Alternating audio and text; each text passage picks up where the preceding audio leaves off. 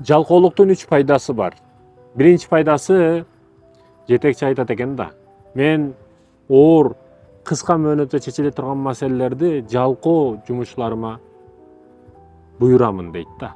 Неге? Себеби ал жалкоо көп жумушту кылганга зеригет, оңой жолун ойлоп табат дейт экен да. Да, кээ бир жалкоолор бар. Булар акылдуу келет. Кээ бир жалкоолор бар. Көбүрөөк уктап коет, бирок көбүрөөк ишти кылып коет. Кээ бир жалкоолор бар. 2 саат иштейт, алардын 2 жыл, кээде башка адамдардын иштеген 2 жыл, 4 жылына барабар алардын 2 саат кылган иши. Мындай жалкоолор бар. Кээ бир жалкоолор көбүрөөк уктап коет, бирок калган убактысын өтө тынымсыз иштеп берекелүү өткөзөт да.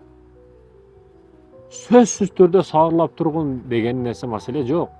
Сабырлап турдуң, бамдатта окудуң, уктадың, кайра 10-да турдуң же 11-де турдуң. Андан кийинки убакыттарды туура өткөзүшүң керек да сен.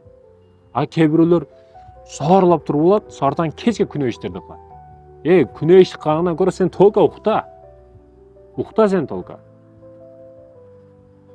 Бул не экен? Биринчиси ар бир иштин оңой жолун ойлоп табат экен. Экинчиси көп уктаса дагы калган убактысын берекелүү жакшы өткөзөт экен. Үчүнчүдөн, жалкоо адамдарды байкасаңыз көрөгөч болот. Көп нерсени көрө билет. Көп жумуштарды бат эле бүтүрүп, көбүрөөк эс алгысы келет да. Ошондуктан жалкоону жалкоо деп андай неме дештин кереги жок. Жалкоо адамдардын, мисалы, жалкоо адам келип алманын астыга жатып, алма башына түшүп кетип, ошо жалкоолуктан эне болгон, Алманын астыга жаткан, алма түшкөн, неге асманга учуп кетпеди, башыма түштү деп тартылуу законун ойлоп тапкан. Исаак Ньютон, Ньютон братаныбыз дагы өз учурунда жалкоо болгон.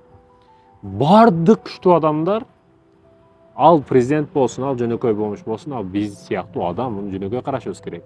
Биз сыяктуу туалетке барат, биз сыяктуу адам ал. Ошону билишибиз керек.